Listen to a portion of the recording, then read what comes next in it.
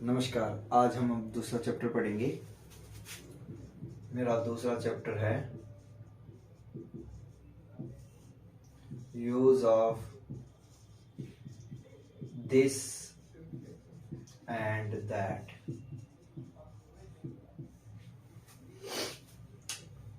ये संकेत करने वाले दोनों शब्द हैं। दिस को कहा जाता है यह, और दैट को कहा जाता है वह। दूर एक वस्तु है या कोई व्यक्ति दूर खड़ा है तो उसके लिए दैट लेंगे। पास में एक वस्तु है उसके लिए लेंगे हम दिस। पास में कोई है तो पास में अगर एक वस्तु है तो उसके लिए आएगी दिस। दूर एक वस्तु है तो उसके लिए आएगा दैट। और इसको कहा जाता है यह है और इसे कहा जाता है वह है। चार होते हैं दिस पास में। अगर अधिक वस्तुएं हैं तब ये हो जाएगा दिज।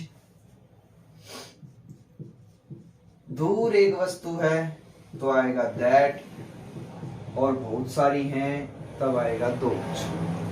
दीज को कहा जाता है ये और दोज को कहा जाता है वे, जैसे कि आप देख रहे हैं। तो आज हम पढ़ेंगे। अब ये संकेत करने वाले शब्द हैं,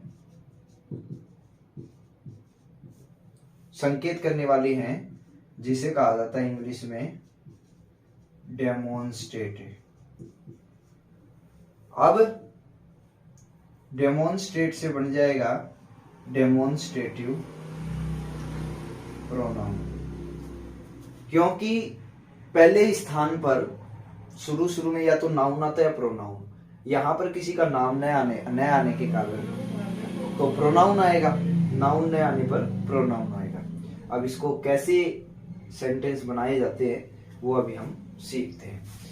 जैसे मैंने पहले सेंटेंस लिखा, यह राम है।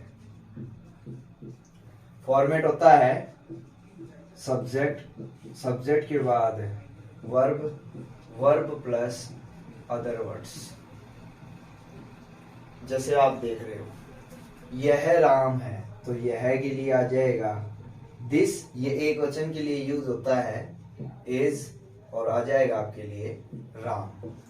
दूसरा वाक्य में लिखूं, वह शाम है तो ये हो जाएगा आपके लिए दैट, फिर आ जाएगा इज, और फिर आ जाएगा शाम जो कि अदर ऑब्जेक्ट है। तो यूज ऑफ दिस यानी पास में। दिस आपको ये बता रहा है कि पास में वह व्यक्ति है।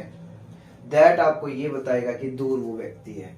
इन चारों को डेमोन्स्ट्रेटिव प्रोनाउन कहा जाता है।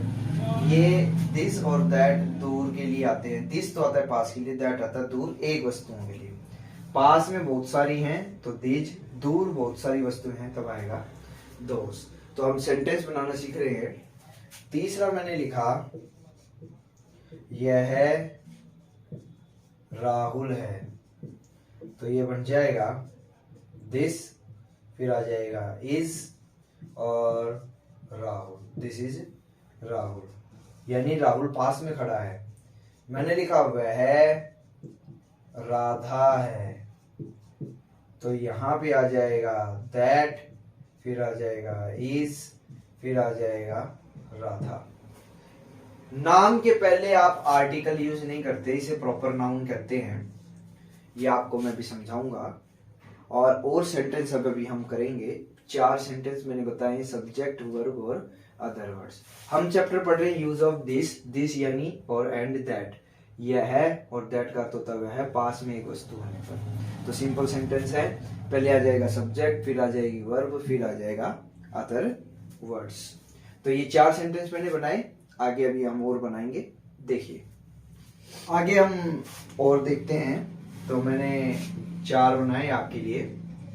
मैंने लिखा, यह भारत है तो यह के लिए आ जाएगा दिस, फिर आ जाएगा इज, और भारत को क्या कहेंगे, इंडिया। छठा सेंटेंस लिखा मैंने, वह मक्खन है, यानी मेटेरियल नाउन, तो ये लिक्विड है। आप देखें दैट और दिस का यूज एक वचन के लिए होता है, तब आप क्या यूज करेंगे, इज, और आ जाएगा यहाँ पर मक्खन को कहते हैं बटर। मैंने लिखा यह हीरा है, हीरा यानी डायमंड, तब हम इसमें यूज करेंगे दिस, फिर आ जाएगा इज, और दिस इज डायमंड। तो इसका अर्थ यह है, यह का तात्पर्य यहाँ पर यह है कि ये पास में है। मैं लिखूं वह सोना है,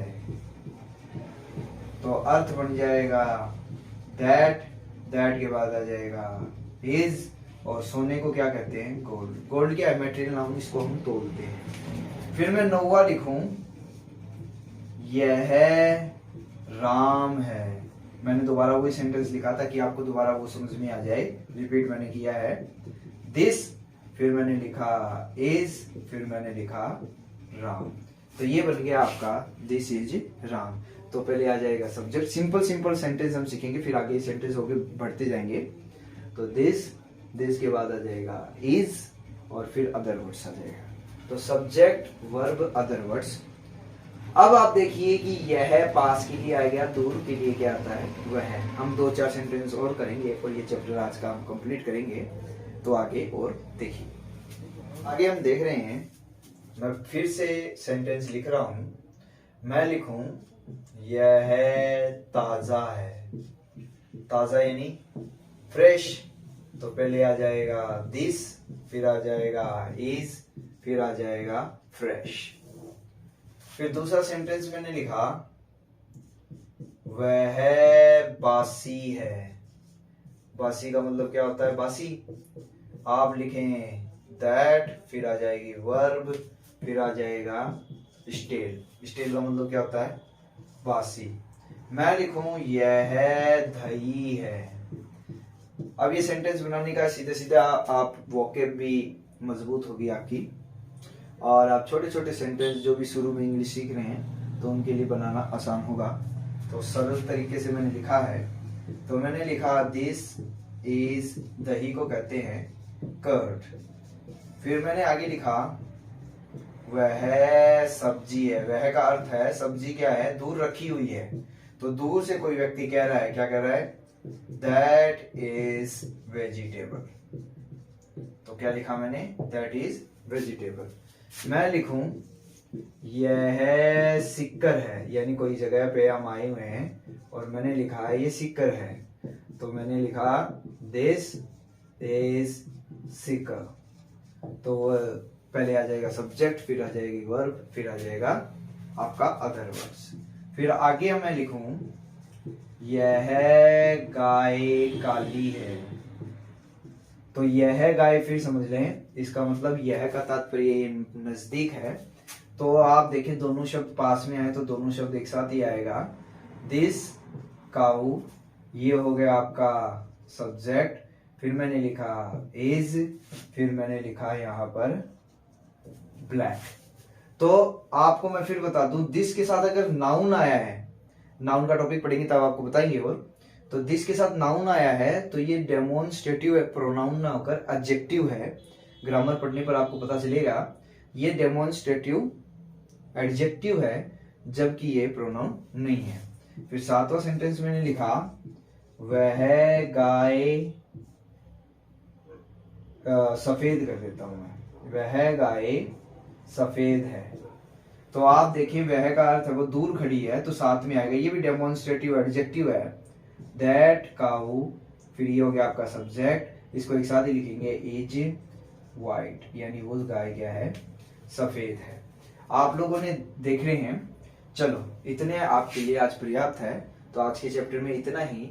आपको मैं फिर बता दूं कि दिस होता है एकदम पास के लिए, और पास में कोई एक होने पर, और दूर होने पर दैट आता है। दो सेंटेंस मैंने लिखे हैं, दिस काऊ और दैट काऊ।